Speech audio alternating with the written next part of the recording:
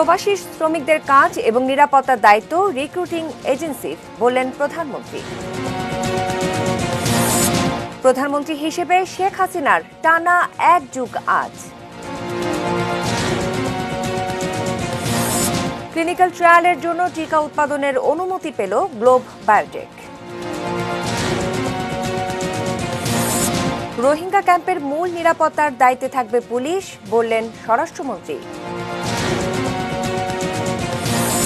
করোনার বছরেও পরিবহন দুর্ঘটনায় নিহত 5,000।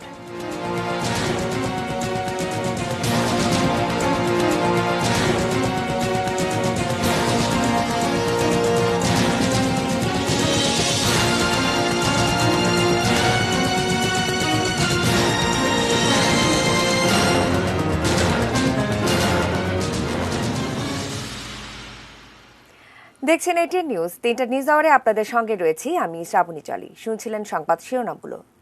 VSL angle channel HB VSL Bikrampur steel limited. এবারে বিস্তারিত। প্রবাসী শ্রমিকদের কর্মসংস্থান এবং নিরাপত্তা নিশ্চিত করা রিক্রুটিং এজেন্সির দায়িত্ব। আন্তর্জাতিক অভিবাসন দিবসের উদ্বোধনী অনুষ্ঠানে একথা বলেছেন প্রধানমন্ত্রী শেখ হাসিনা। দালালের খপ্পর থেকে সতর্ক থাকারও পরামর্শ দেন তিনি। দেশে কর্মসংস্থানের সুযোগ সৃষ্টি হয়েছে উল্লেখ করে প্রবাসীদের উদ্দেশ্যে তিনি বলেন, কাজের জন্য অন্ধের মতো বিদেশ ছুটবেন না। বিশ্বের বিভিন্ন দেশে কর্মরত 1 কোটিরও বেশি বাংলাদেশি, যাদের পাঠানো রেমিটেন্সে বাড়ছে বৈদেশিক মুদ্রার রিজার্ভ। এই সংগঠনের মূল উদ্দেশ্য হচ্ছে সব সিআইপি অ্যাসোসিয়েশন একত্রিত করা, বিদেশ থেকে বৈধ চ্যানেলে রিমিটেন্স পাঠানোর উৎসাহ প্রদান করা। বঙ্গবন্ধু আন্তর্জাতিক সম্মেলন কেন্দ্রে সর্বোচ্চ রেমিটেন্স প্রেরণকারীদের সম্মাননা স্মারক দেয়া হয়। গণভবন থেকে ভিডিও কনফারেন্সের মাধ্যমে সেই অনুষ্ঠানে যুক্ত হন প্রধানমন্ত্রী শেখ হাসিনা।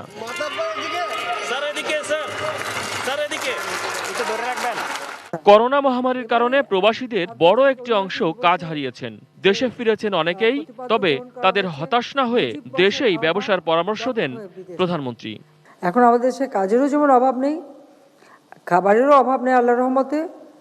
কাজে এখন আর এই সোনার হরিণ ধরার পিছনে কেউ দয়া করে অন্ধের মতো ছুটবেন না। আপনারা নিবন্ধন করে তার মাধ্যমে যান, সেটাই আমরা চাই। কাজে এখানে হতাশ না হয়ে আপনারা পূর্ণ উদ্যমে আবার নিজেরাই নিজের দেশে কাজ করেন। আমাদের বড় বড় মেগা প্রজেক্টের কাজ কিন্তু অব্যাহত আছে।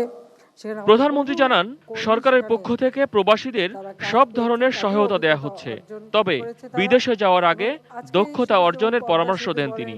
তবে এক্ষেত্রে অনেকেই হয়তো সঠিকভাবে ট্রেনিংটা না নিয়ে কোনো মতো একটা সার্টিফিকেট নিয়ে নেন এবং তারপরে যে বিদেশে যে সমস্যায় পড়েন। আমার মনে হয় এই কাজটা না করে আন্তরিকতার সাথে ট্রেনিংটা নিয়ে গেলে পরে তাহলে আর কেউ বিদেশে যে কোনো হেনস্থার শিকার হবেন না। আপনারা প্রশিক্ষণ নিয়ে দক্ষ কারিগর হয়ে যেন বাইরে যেতে পারেন, যেন সেখানে যে কোনো রকম অপমানজনক অবস্থায় পড়তে না হয়। বিদেশ যেন সোনার হরিণ, তাই অনেকেই দালালের খপ্পরে পড়ে অবৈধ পথে পাড়ি জমান। গন্তব্যে পৌঁছতে পারলেও পড়তে হয় অনিশ্চয়তায়, তাই এই বিষয়ে সকলকে সতর্ক করেন তিনি। শ্রমিক অভিবাসনের সঙ্গে যারা জড়িত, বিশেষ করে রিক্রুটিং এজেন্ট থেকে শুরু করে আমাদের মন্ত্রণালয়, তাদেরকে আমার অনুরোধ, এদেশের মানুষ কিন্তু মানুষ, সেভাবে তাদের মর্যাদা দিতে হবে। কর্মসংস্থান ঠিকমতো হচ্ছে কিনা, তাদের নিরাপত্তা ঠিকমতো আছে কিনা, বিশেষ করে আমাদের মেয়েরা যারা যায় তাদেরও নিরাপত্তার বিষয়টা, এটা সকলকেই লক্ষ্য রাখতে হবে। প্রবাসীদের সবাইকে বৈধ পথে রেমিটেন্স পাঠানো এবং দেশে বিনিয়োগেরও আহ্বান জানান প্রধানমন্ত্রী। ভাবে যে বিদেশে গেলে বোধহয় অনেক অর্থ উপার্জন করবে। মহসিন কবির, এটিএন নিউজ, ঢাকা। টানা 3য় মেয়াদে নির্বাচিত প্রধানমন্ত্রী হিসেবে আজ 1 যুগ পূর্ণ হল শেখ হাসিনার। মোট 4 বারের প্রধানমন্ত্রী ও সংসদ নেতা হিসেবে প্রায় 17 বছর দায়িত্ব পালন করছেন। শেখ হাসিনার নেতৃত্বাধীন আওয়ামী লীগ সরকারের এই 12 বছরের পথ চলাটাই জানব রেজন ফয়েজের রিপোর্টে। প্রধানমন্ত্রী শেখ হাসিনাকে অনুগ্রহপূর্বক শপথ গ্রহণের জন্য সবিনয় অনুরোধ করছি। এটি একটি ইতিহাস সৃষ্টির শুরুটা। 2009 সালের 6 জানুয়ারি প্রধানমন্ত্রী শেখ হাসিনার নেতৃত্বে আওয়ামী লীগ সরকারের যাত্রা দ্বিতীয়বারের মতো। 2008-এর 29 ডিসেম্বরের নবম জাতীয় সংসদ নির্বাচনে নিরঙ্কুশ সংখ্যাগরিষ্ঠতা অর্জন করেছিল আওয়ামী লীগ নেতৃত্বাধীন মহাজোট।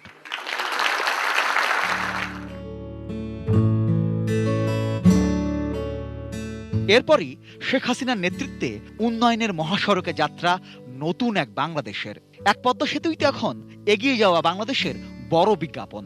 সামর্থ্য, আত্মমর্যাদা আর সাহসের প্রতীক হয়ে ওঠা পদ্মা সেতুর স্বপ্নপূরণ তো শেখ হাসিনার হাত ধরেই। পিতা বঙ্গবন্ধু শেখ মুজিবুর রহমানের আদর্শের পথ ধরেই তার কন্যা দেশকে এগিয়ে নিয়ে যাচ্ছেন উন্নয়নের মহাসোপানে। মেট্রো রেল, কর্ণফুলী টানেল, পারমাণবিক বিদ্যুৎ কেন্দ্র, আরো কত কত উন্নয়ন প্রকল্প যেন এরই সাক্ষ্য হয়ে মাথা উঁচু করে দাঁড়াচ্ছে। কোনো সাফল্যই বাধা ছাড়া আসে না।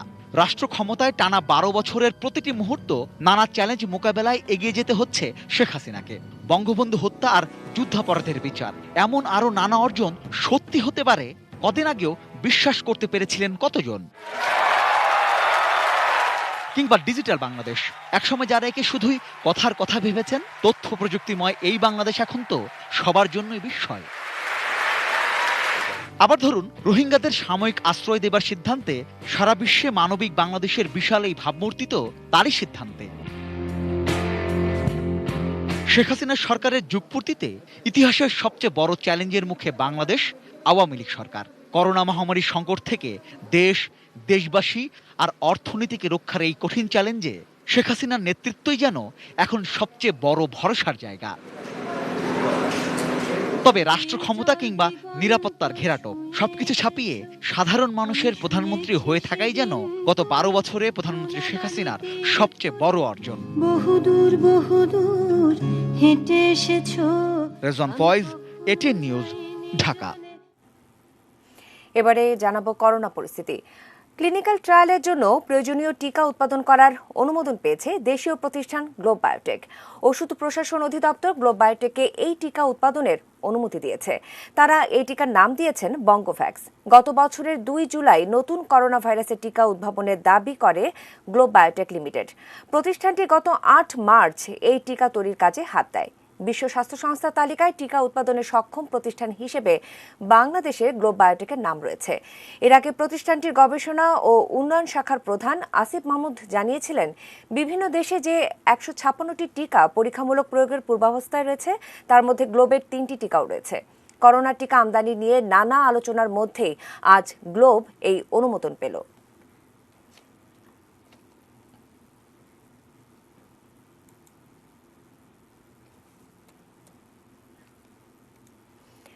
দেশে আসছে করোনার ভ্যাকসিন।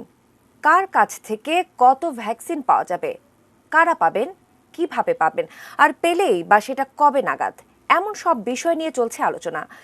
এটি নিউজের টক শো নিউজ আওয়ার এক্সট্রায় বিশেষজ্ঞ অতিথিরা জানান, শুধু ভ্যাকসিনের উপর ভরসা না করে সচেতনভাবে মাস্ক ব্যবহার করেই নিয়ন্ত্রণ করা সম্ভব এই করোনা ভাইরাসকে। মফিদুল তপু রিপোর্ট। করোনার বিরুদ্ধে লড়াইয়ে বাংলাদেশের বাজারে আসছে ভ্যাকসিন। এটাই এখন টক অফ দ্য কান্ট্রি। আর এই খবরে ধেই ধেই করে বাড়ছে আমদানিকারক প্রতিষ্ঠানের শেয়ারের বাজার দর। কিন্তু যে ভ্যাকসিন নিয়ে এত তোলপাড়, তা কি করোনার বিরুদ্ধে শতভাগ সুরক্ষা দিতে পারবে? বিশেষজ্ঞরা বলছেন, ভ্যাকসিনের কার্যকারিতা এবং পার্শ্ব প্রতিক্রিয়া নিয়ে গবেষণা এখনো শেষ হয়নি। তাই শুধুমাত্র জরুরি প্রয়োজনে ব্যবহার করার জন্য দেয়া হয়েছে অনুমোদন। অন্তত পক্ষে 2 বছর অপেক্ষা করতে হয় টিকা দেওয়ার পরে মানবদেহে কোনো বিরূপ প্রতিক্রিয়া হয় কিনা। সবাই এমার্জেন্সি ইউজ দিয়েছে, অর্থাৎ আপৎকালীন হিসেবে আমরা করোনা ভাইরাসের মহামারীকে মোকাবেলা করবার জন্য আমরা সবাই ঝুঁকি নিয়ে এই টিকা নিচ্ছি। বিশেষজ্ঞদের মতে, করোনার হাত থেকে রক্ষা পেতে এখন পর্যন্ত সবচেয়ে কার্যকর সঠিকভাবে মাস্ক ব্যবহার এবং হাত ধোয়া, সেই সঙ্গে যতটা সম্ভব সামাজিক দূরত্ব বজায় রাখা। গভর্নমেন্ট বলছে যে আপনার 13,76,00,000 মানুষকে ভ্যাকসিনেটেড করতে পারে, তারপরেও আমাদের মাস্কটা পরতেই হবে। এই কারণে আপনার নাজাল ক্যাভিটি এবং ওরাল ক্যাভিটি থেকে আরেকজন আক্রান্ত হবে যে ভ্যাকসিনেটেড না। তো সুতরাং আপনার এই জিনিসটা আমাদেরকে আরো ধৈর্য সহকারে আরো 2 বছরের মতো চিন্তা করে কিন্তু আমাদের আগাতে হবে। আগে মানুষকে বোঝাতে হবে, আগ্রহী করতে হবে, নমুনা প্রদর্শন করতে হবে, সরবরাহ বৃদ্ধি করতে হবে, তারপরে যদি কেউ না করে তাকে শাস্তি দেওয়া হবে। তো শাস্তিটাও দেওয়া হয়ে গেছে, কিন্তু গত কয়েকদিনে কিন্তু সেটা আর কোনো দৃশ্যমান পদক্ষেপ আমাদের কাছে দেখা যাচ্ছে না। করোনার শতভাগ কার্যকরী ভ্যাকসিন যেহেতু এখনো সময় সাপেক্ষ ব্যাপার, তাই স্বাস্থ্য সুরক্ষায় সচেতন হতে হবে নিজেদেরই, এমনটাই মত বিশেষজ্ঞদের। টিকা নিয়ে তাড়াহুড়া করার কোনো প্রয়োজন নেই। গেল রব করে যদি আমরা বৈজ্ঞানিক পদ্ধতির কোনো কিছু এড়িয়ে যাই, যদি একবার বাংলাদেশের মানুষের মনে টিকা নিয়ে কোনো সন্দেহ আসে, কোন রকম অনাস্থা আসে, এটি কিন্তু অন্যান্য যে টিকা কর্মসূচি আছে সেখানে কিন্তু বিরূপ প্রভাব ফেলবে। কাজেই আমাদেরকে আমরা অবশ্যই দ্রুত করব, আমরা তাড়াতাড়ি করব, কিন্তু তাড়াহুড়া করব না। Mofidul Tapu, ATN news, Dhaka. এদিকে করোনা ভ্যাকসিন নিয়ে সরকারের মন্ত্রীদের বক্তব্য বিভ্রান্তি সৃষ্টি করছে বলে মনে করেন বিএনপির স্থায়ী কমিটির সদস্য ডক্টর খন্দকার মোশাররফ হোসেন। সকালে গুলশানে দলের চেয়ারপারসনের কার্যালয়ে এক সংবাদ সম্মেলনে এই মন্তব্য করেন তিনি। ডক্টর খন্দকার মোশাররফ বলেন, উৎপাদনকারীর সাথে সরকার সরাসরি চুক্তি না করায় ভ্যাকসিনের দাম দ্বিগুণ হচ্ছে, ফলে আর্থিকভাবে ক্ষতিগ্রস্ত হচ্ছে দেশ। ভ্যাকসিন নিয়ে ব্যবসা করার সুযোগ দিয়ে সরকার স্বার্থান্বেষী মহলকে লাভবান হওয়ার সুযোগ করে দিচ্ছে বলেও অভিযোগ করেন তিনি। বলেন, এক এক মন্ত্রীর এক এক রকম কথায় জনগণ বিভ্রান্ত হচ্ছে। সঠিক বন্টন তালিকা না থাকা এবং স্বাস্থ্য খাতে দুর্নীতির কারণে ভ্যাকসিন সাধারণ মানুষের কাছে পৌঁছানোর বিষয়েও সন্দেহ প্রকাশ করেন ডক্টর মোশাররফ। বিশ্ববিদ্যালয় ও এক্সট্রাজেনেকার তৈরি ভ্যাকসিন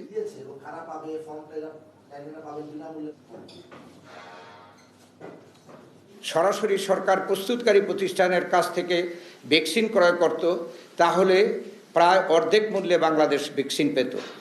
এর মাধ্যমে শত শত কোটি টাকা সাশ্রয় হতো। শুধুমাত্র একটি গোষ্ঠীকে আর্থিকভাবে লাভবান করতেই এই ধরনের চুক্তি করা হয়েছে।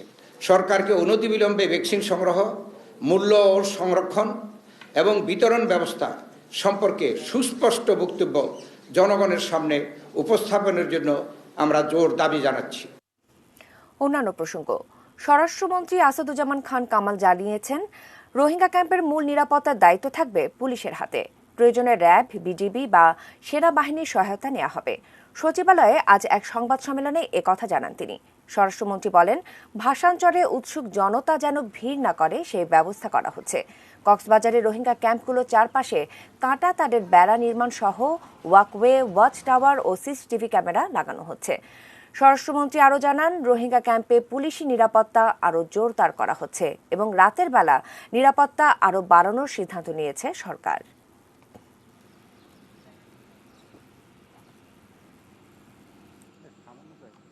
নিরাপত্তার ক্ষেত্রে পুলিশ মুখ্য ভূমিকা, পুলিশই নিরাপত্তার দায়িত্বে থাকবে। আর এই যে ধরেন কাঁটাতারের বেড়া মানে আর্মির করে যাচ্ছেন, যখন যা প্রয়োজন হচ্ছে তাকেই দায়িত্বে নেওয়া হয়েছে, যাতে করে মানে কোন রকম সময় কালক্ষেপণ না হয়। করোনা পরিস্থিতির মধ্যেও 2020 সালে সারা দেশে পরিবহন দুর্ঘটনায় 4,969 জন নিহত এবং 5,000-এরও বেশি মানুষ আহত হয়েছেন। সড়ক দুর্ঘটনা প্রতিরোধে সামাজিক আন্দোলন নিরাপদ সড়ক চাইয়ের এক পরিসংখ্যানে এসব তথ্য উঠে এসেছে। সকালে জাতীয় প্রেস ক্লাবে সড়ক, রেল ও নৌপথে দুর্ঘটনার উপর প্রতিবেদন প্রকাশ উপলক্ষে আয়োজিত সংবাদ সম্মেলনে একথা জানান সংগঠনটির প্রতিষ্ঠাতা চিত্রনায়ক ইলিয়াস কাঞ্চন।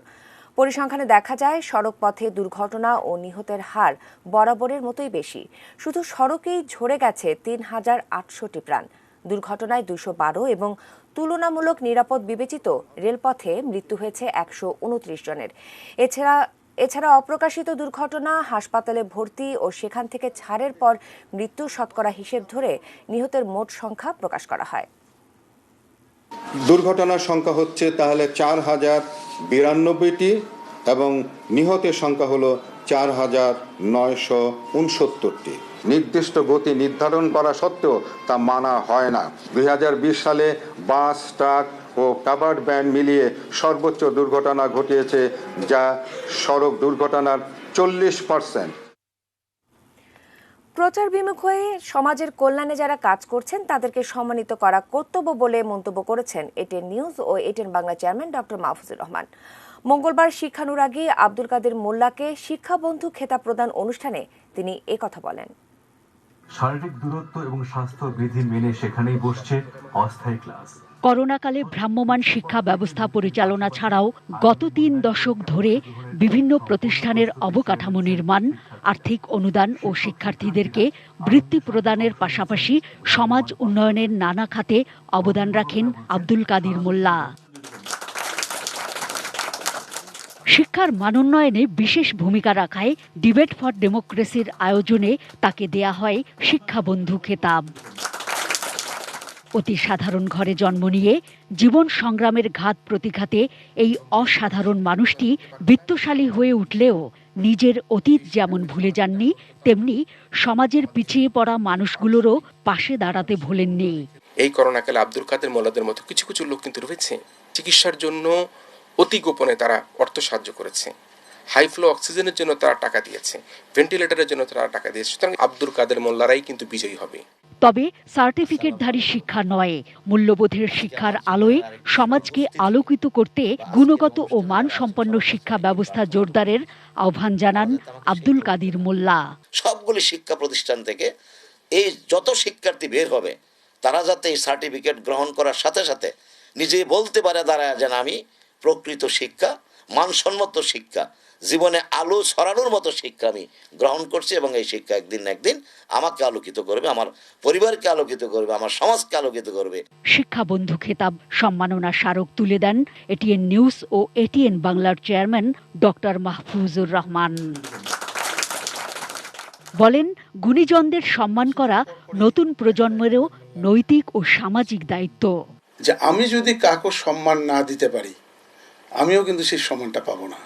যারা কাজ করে যাচ্ছে সমাজে, যারা সম্মানিত, তাদেরকে সম্মানিত করাই আমাদের উচিত। আমাদের এই সামান্যতম স্বীকৃতি আমি মনে করি তার আগামী পথ চলার পাথেয় হিসাবে কাজ করবে। কারণ পুরস্কার ছোট বড় যেটাই হোক না কেন, পুরস্কারই। Mahfuza Muslehi, ATN news, Dhaka. 3টা নিউজ আওয়ারে সময় হলো বাজিত স্টিল বিরতি নেবার। ফিরে এসে আরো যে থাকছে। আগামী বছরই চালু হবে কর্ণফুলী নদীর বঙ্গবন্ধু টানেল।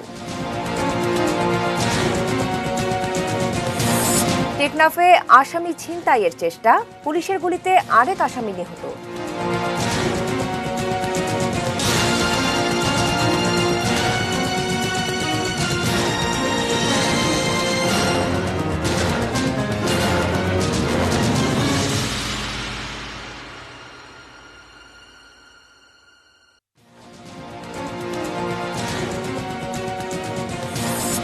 প্রবাসী শ্রমিকদের কাজ এবং নিরাপত্তার দায়িত্ব রিক্রুটিং এজেন্সির, বললেন প্রধানমন্ত্রী।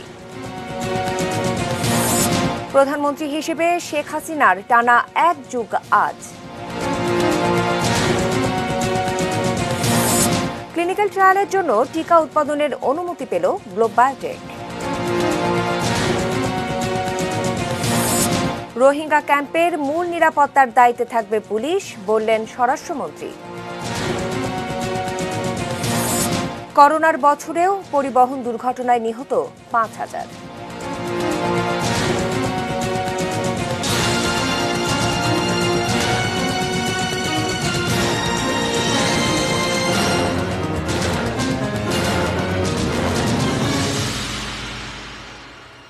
সংবাদ শিরোনামগুলো আরও একবার জানিয়ে আবার আমন্ত্রণ জানাচ্ছি 3টা নিউজ আওয়ারে। ধন্যবাদ সঙ্গে থাকার জন্য। গ্রাফিক্স আর অ্যানিমেশনে দেখানো রঙিন স্বপ্ন এখন অনেকটাই বাস্তব। সব ঠিক থাকলে আগামী বছরই চালু হতে যাচ্ছে কর্ণফুলী নদীর তলদেশ দিয়ে বঙ্গবন্ধু টানেল। দক্ষিণ এশিয়ার প্রথম এই টানেলের প্রকল্প এলাকা ঘুরে এসে আরও জানাচ্ছেন আরাফাত সিদ্দিকী। সঙ্গে ক্যামেরায় ছিলেন সাইফুল ইসলাম। একটা সময় শুধু অ্যানিমেশন ভিডিওতেই দেখা গিয়েছে বঙ্গবন্ধু শেখ মুজিবুর রহমান টানেল। মাত্র 2 বছরে এখন তা অনেকটাই বাস্তব। চট্টগ্রামের পতেঙ্গা থেকে কর্ণফুলী নদীর তলদেশ দিয়ে এই টানেল বের হয়েছে আনোয়ারা উপজেলায়। 2 টিউবের এই টানেলে থাকছে 4 লেনের সড়ক। অনায়াসে চলতে পারবে প্রায় 16 ফুট উচ্চতার ভারী যানবাহন। একটা টানেলের মধ্যে 2টা টিউব, তার মধ্যে একটা টিউবের দৈর্ঘ্য হচ্ছে 2.45 কিলো, মানে ধরেন 2.5 কিলোমিটারের মতো। আর এছাড়া আমাদের 2 দিকে অ্যাপ্রোচ রোড আছে, ওইদিকে বায়োডাক্ট আছে, আমাদের প্রায় 5.4 কিলোমিটার হচ্ছে পুরো অ্যাপ্রোচ রুট, ইনক্লুডিং 727 মিটার একটা বায়োডাক্ট আছে। বায়োডাক্টটা আমাদের যেটা আমাদের সিইউএফএল এবং কাফকোর মাঝখান দিয়ে যাবো, ওইখানে একটা বেল্টকে অতিক্রম করার জন্য। তো সুতরাং এই কাজগুলো আমাদের পুরোদমে এখন শুরু হয়ে গেছে। আমরা আশা করতেছি সবগুলো কাজ ইন অল রেসপেক্ট আমরা 2022 সালের ডিসেম্বরের মধ্যে শেষ করতে পারবো বলে আশা রাখি। করোনায় কিছুটা স্থবিরতা কাটিয়ে আনোয়ারা থেকে দ্বিতীয় টিউবের খনন কাজ শুরু হয়েছে গেল মাসে। দুই প্রান্তের অ্যাপ্রোচ রোড নির্মাণের কাজও এগিয়েছে বহুদূর।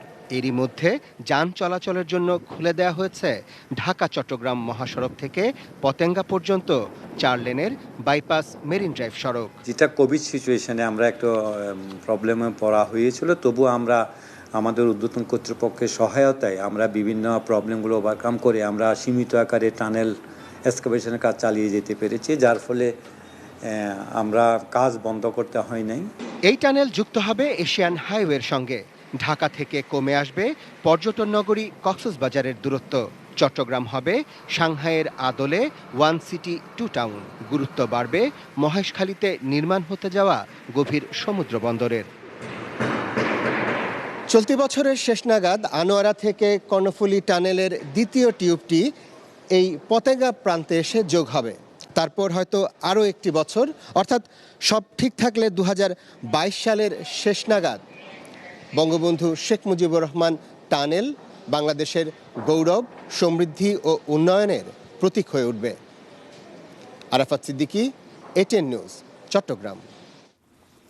মাদক মামলার আসামিকে ছিনিয়ে নেওয়ার সময় গোলাগুলিতে আরেক আসামির মৃত্যু হয়েছে বলে দাবি করেছে কক্সবাজারের টেকনাফ থানার পুলিশ।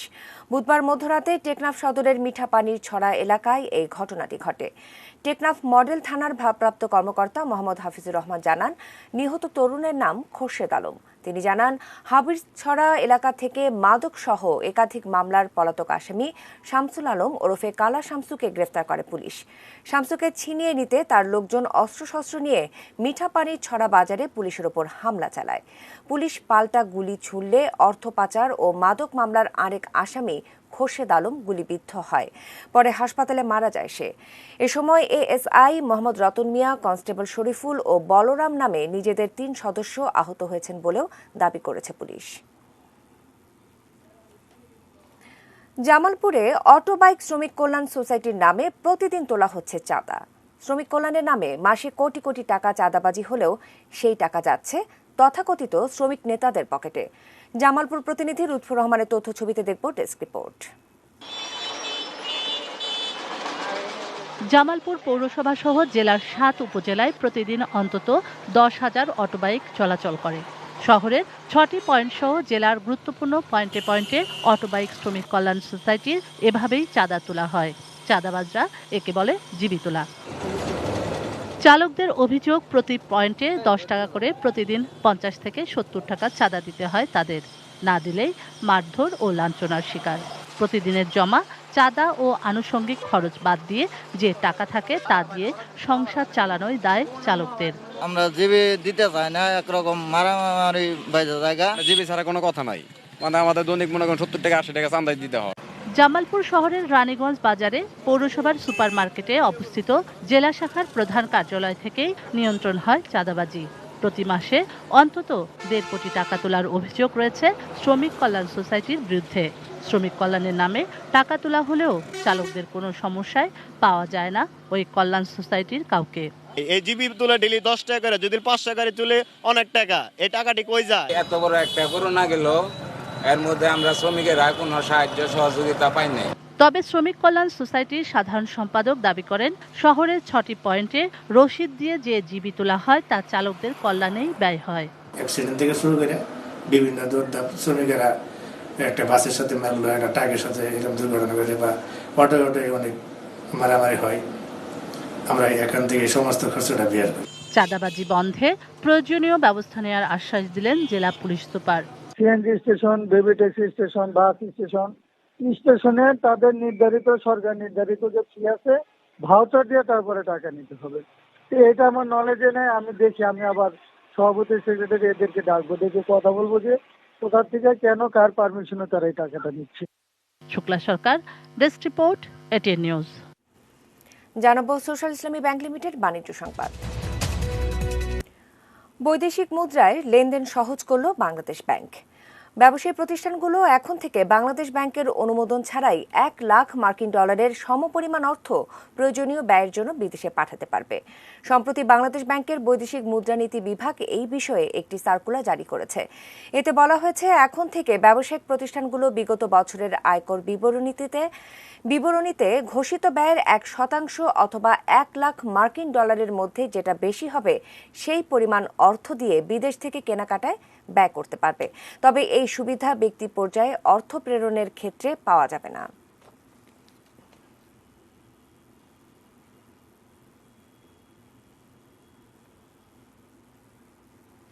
মেটাল প্রেজেন্স কৃষি সংবাদ, সুজলা সুফলা।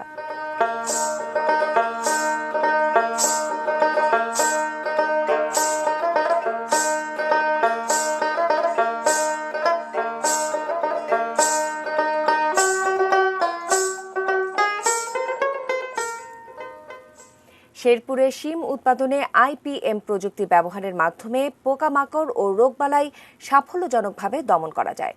গুণগত মান সম্পন্ন ও নিরাপদ শিম উৎপাদন শীর্ষ গবেষণার এক মাটি দিবসে এমন তথ্য উপস্থাপন করেন কৃষি বিশেষজ্ঞরা। তারা জানান, জৈব বালাইনাশক, ফেরোমন ফাঁদ, হলুদ আঠালো ফাঁদ, হাত বাছাই, উপকারী জীবাণু রক্ষা সমন্বয়ে ফসলকে রোগবালাইয়ের হাত থেকে রক্ষা করা যায়। কীটনাশক কম লাগায় উৎপাদন খরচ কমে যায় শতকরা 25 থেকে 50 ভাগ। আবার শিমের উৎপাদন বাড়ে শতকরা প্রায় 20 ভাগ।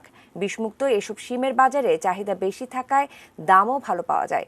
শীঘ্রই এই প্রযুক্তি সারা দেশে কৃষক পর্যায়ে ছড়িয়ে পড়বে, যা বিষমুক্ত ও নিরাপদ শিম চাষে শুরু হবে বলে আশাবাদ কৃষি বিজ্ঞানীদের।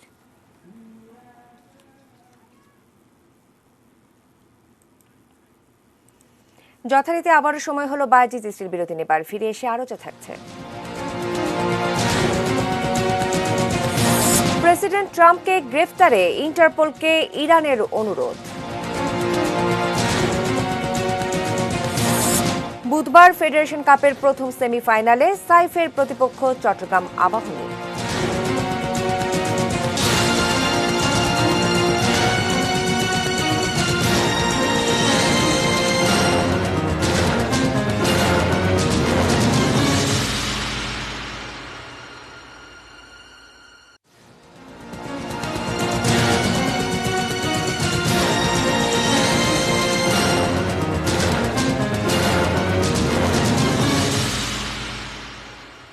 বিরতি থেকে আবারও ফিরে এলাম 3টা নিউজ আওয়ারে। ফিরে এসে এবারে জানাবো দেশের বাইরের খবর।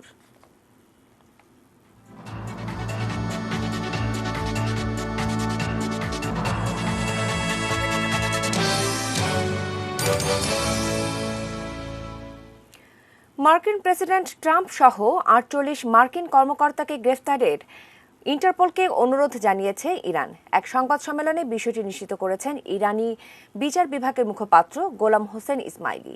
তিনি জানান, গত বছর বাগদাদে মার্কিন ড্রোন হামলায় ইরানের শীর্ষ জেনারেল কাসেম সোলাইমানি হত্যার দায়ে তাদের বিরুদ্ধে এই গ্রেফতারি পরোয়ানা জারির অনুরোধ করা হয়েছে। সাংবাদিকদের ইসমাইলি বলেন, এই হত্যাকাণ্ডের হুকুমদাতা ও জড়িতদের শাস্তির ব্যাপারে ইরান খুবই কঠোর। 2020 সালের 3 জানুয়ারি ইরাকের বাগদাদে ড্রোন হামলায় হত্যা করা হয় ইরান রেভলিউশনারি গার্ডের প্রধান কাসেম সোলাইমানিকে।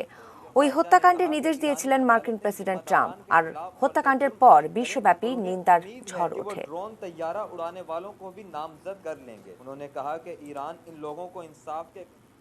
জানাবো এবারে খেলার খবর।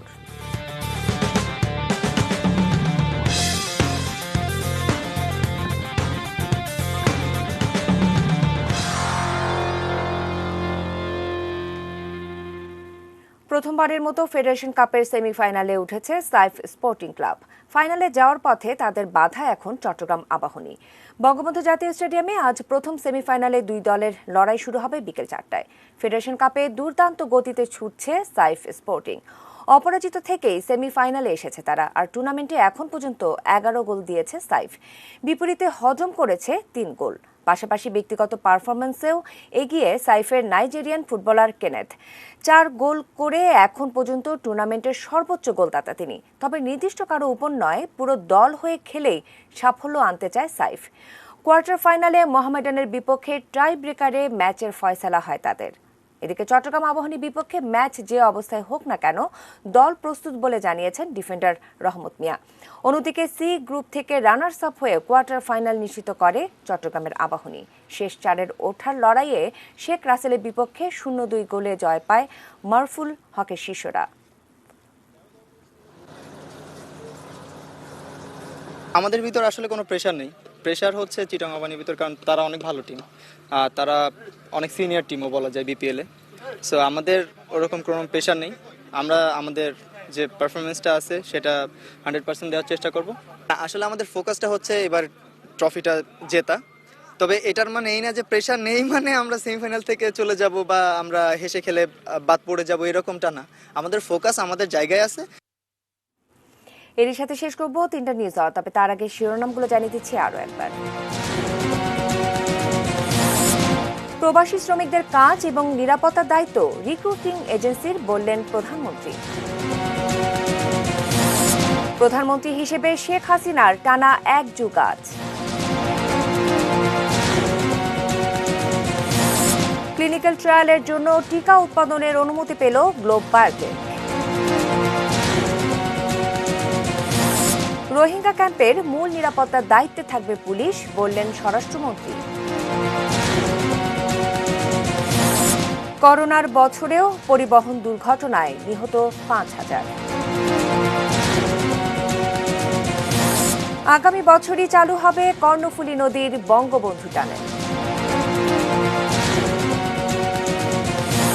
টেকনাফে আসামি ছিনতাইয়ের চেষ্টা, এদিকে পুলিশের গুলিতে আরেক আসামি নিহত। প্রেসিডেন্ট ট্রাম্পকে গ্রেফতারে ইন্টারপোলকে ইরানের অনুরোধ। এবং বুধবার ফেডারেশন কাপের প্রথম সেমিফাইনালে সাইফের প্রতিপক্ষ চট্টগ্রাম আবাহনী। এই ছিল 3টা নিউজ আওয়ার। সঙ্গে থাকুন, দেখতে থাকুন এটিএন নিউজ। আর এটিএন নিউজের ব্রেকিং নিউজ আপনার মোবাইলে পেতে টাইপ করুন START SPACE AN এবং পাঠিয়ে দিন 595 এই নম্বরে। ধন্যবাদ।